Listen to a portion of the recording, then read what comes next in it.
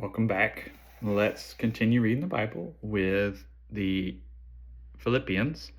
We're going to do our introduction and then we'll continue on reading. So, itchy nose, let's go. All right, introduction to Philippians. This letter proves that even while the Apostle Paul sat in a foul Roman prison, he never lost his passion, his sense of his mission, his sense of direction, or his command of the situation. While Paul remained an inmate of Rome, he couldn't plant new churches as he felt called to do. Instead, he sat in chains attached to a, I'm going to attempt this word, but it's a Praetorian guard. I should have known that one. Awaiting a trial that he thought could end his life. Yet, even in the midst of all this, he never abandoned his role as leadership. In chapter 1, he speaks of his unchanging mission. He remained on track, even in prison.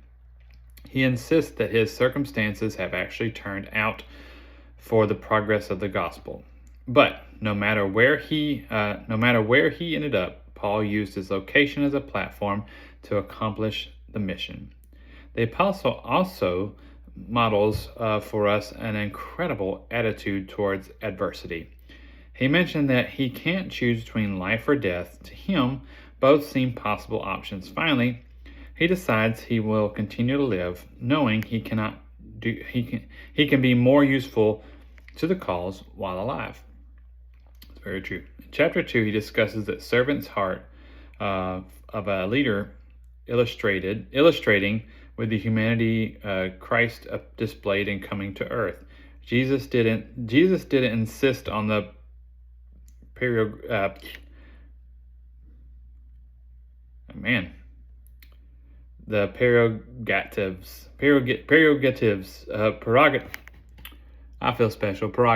I know words, I promise I do. The prerogatives of deity, but instead emptied himself and assumed the position of a man, taking the form of a bondservant, becoming mortal and dying, even a terrible kind of death, crucifixion. Paul claimed that all effective leaders must live such a selfless life. In chapter 3, Paul discusses priorities, goals, settings, and perseverance.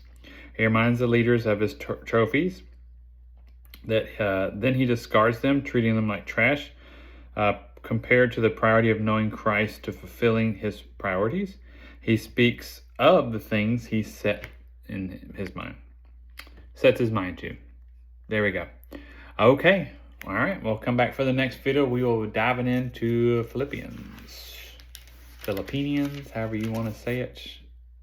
Still the guy. Oh, we still have a little bit left here on the next page. Sorry about that.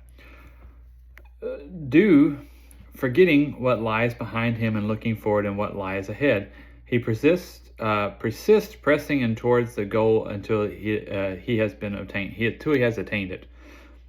In his final chapter, Paul concludes with words of rejoicing. He urges his readers to maintain tough minds, fixing on what is right and profitable, discipline, contentment, and focusing on the key. Paul thanks the members of the Philippians church of their partnership and affirming his love for them.